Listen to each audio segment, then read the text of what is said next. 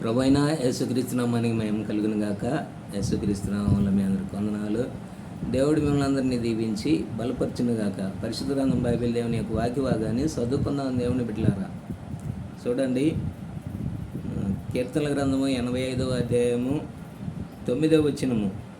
మన దేశములో మహిమ నివసించున్నట్లు ఆయన రక్షణ ఆయనకు భయపడే వారికి సమీపంగా ఉన్నది. ప్రభువైన యేసుక్రీస్తు నామానికి మహిమ కలుగును గాక. ఏంటండి, ఈ యొక్క వాక్య భాగాన్ని మనము చదువుకున్నాము. ఏమనంటే, మన దేశంలో మహిమ నివసించినట్లు.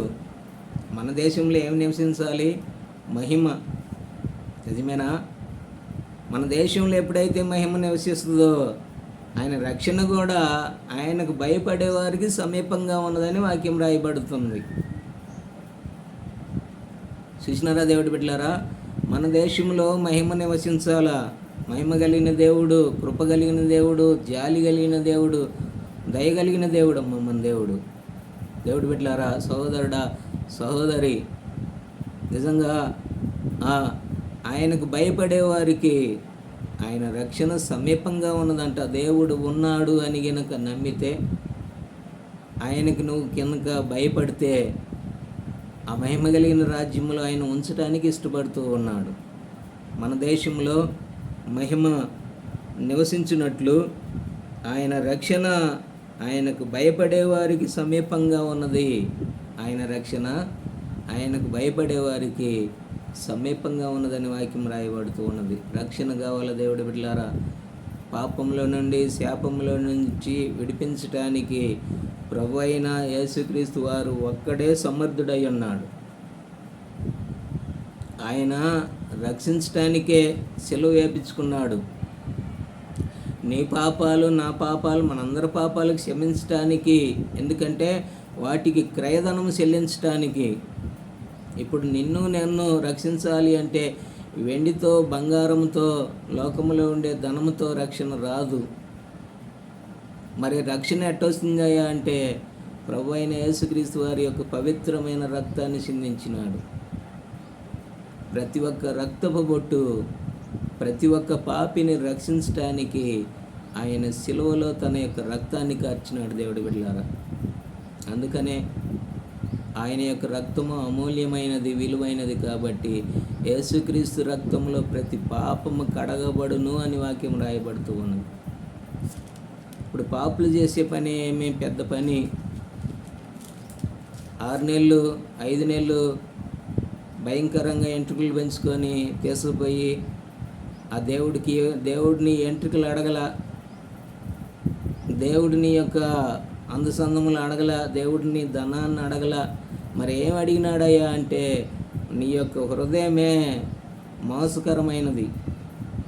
ఆ మోసకరమైన హృదయము నాకు ఇస్తే నేను కార్చిన రక్తముతో ఆ హృదయాన్ని కడిగి తెల్లనగా చేసి ఆ హృదయంలో పరిశుద్ధాత్మతో నింపుతానని చెబుతూ ఉన్నాడు.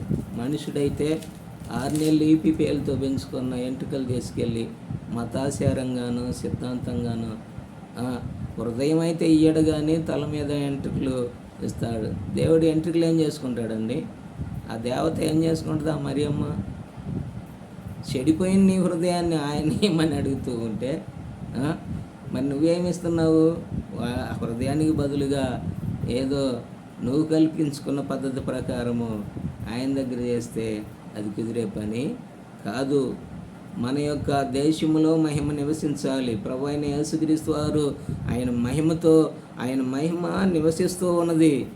ఆ మహిమ ఎవరికయ్యా అంటే, ఆయన యందు భయభక్తులు కలిగిన వారికి ఆయన మహిమ, ఆయన రక్షణ సమీపంగా ఉన్నది. కాబట్టి వాయి కావాలి అని అడుగు, దేవుడు ఇస్తాడు.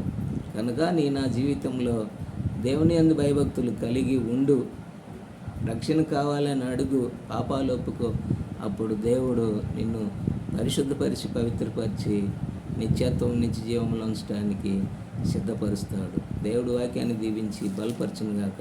ప్రార్థన చేసుకుందాం. మహాపరిశుద్ధుడు మా తండ్రి, సర్వశక్తిమంతుడా యేసుక్రీస్తు ప్రభువా, మన దేశంలో మహిమ నివసించాలి అంటే నిజంగా నీ యందు భయభక్తులు గలవారికి రక్షణ సమీపంగా ఉన్నదని మీరు సెలవిస్తున్నారు. కాబట్టి బిడ్డలందరూ కూడా వినేవారు, చూసేవారు రక్షణ పొందుకోవటానికి, నీ మహిమ పొందుకోవటానికి వారిని, ఆ బిడ్డల్ని, వారి యొక్క కుటుంబాలని సిద్ధపరిచి నిత్యత్వం, నిత్య జీవము, మహిమలో, మహిమ రాజ్యములో ఉండటానికి కుటుంబాలన్నిటిని కూడా సిద్ధపరచమని, వారిని, వారి కుటుంబాలను 30 60 100 దీవించమని యేసు ప్రభు నామములో ప్రార్థించి అడిగి వేడుకొనుచున్నాం మా తండ్రి.